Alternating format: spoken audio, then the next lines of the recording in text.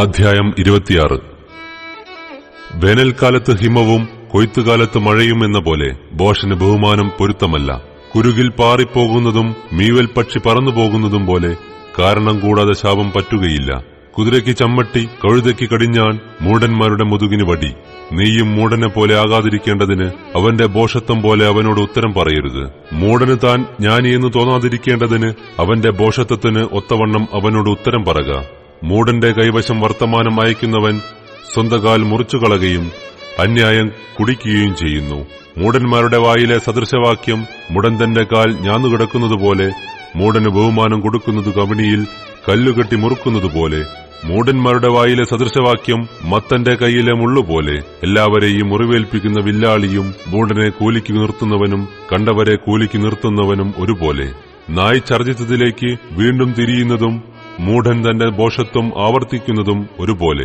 തനിക്ക് തന്നെ ജ്ഞാനിയെന്ന് തോന്നുന്ന മനുഷ്യനെ നീ കാണുന്നുവോ? അവനെക്കുറിച്ചുള്ളതിനേക്കാളും മൂഢനെക്കുറിച്ച് അധികം പ്രത്യാശയുണ്ട്. വഴിയിൽ കേസരിയുണ്ട്, തെരുക്കളിൽ സിംഹമുണ്ട് എന്നിങ്ങനെ മടിയൻ പറയുന്നു. കതക് ചുഴിക്കുറ്റിയിൽ എന്ന പോലെ മടിയൻ തന്റെ കിടക്കയിൽ തിരിയുന്നു. മടിയൻ തന്റെ കൈ തളികയിൽ പൂത്തുന്നു.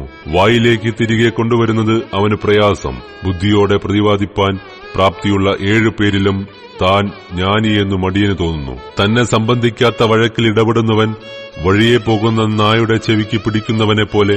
കൂട്ടുകാരനെ വഞ്ചിച്ചിട്ട് അത് കളി എന്നു പറയുന്ന മനുഷ്യൻ തീക്കൊള്ളികളും അമ്പുകളും മരണവും എറിയുന്ന ഭ്രാന്തനെ പോലെയാകുന്നു. വിറകില്ലാഞ്ഞാൽ തീ കെട്ടുപോകും, നുണയൻ ഇല്ലാഞ്ഞാൽ വഴക്കുമില്ലാതെയാകും. കരി കനലിനും വിറകു തീക്കുമെന്ന പോലെ വഴക്കുകാരൻ കലഹം ജ്വലിക്കുന്നതിനു കാരണം. ഏഷണിക്കാരന്റെ വാക്ക് സ്വാദുഭോജനം പോലെ, അത് വയറ്റിന്റെ അറകളിലേക്ക് ചെല്ലുന്നു. സ്നേഹം ജ്വലിക്കുന്ന അധരവും ദുഷ്ടഹൃദയവും വെള്ളിക്കീടം പൊതിഞ്ഞ മൺകുടം പോലെയാകുന്നു. പകയ്ക്കുന്നവൻ അധരം കൊണ്ട് വേഷം ധരിക്കുന്നു, ഉള്ളിലോ അവൻ ചതിവ് സംഗ്രഹിച്ചു വയ്ക്കുന്നു. അവൻ ഇമ്പമായി സംസാരിക്കുമ്പോൾ അവനെ വിശ്വസിക്കരുത്.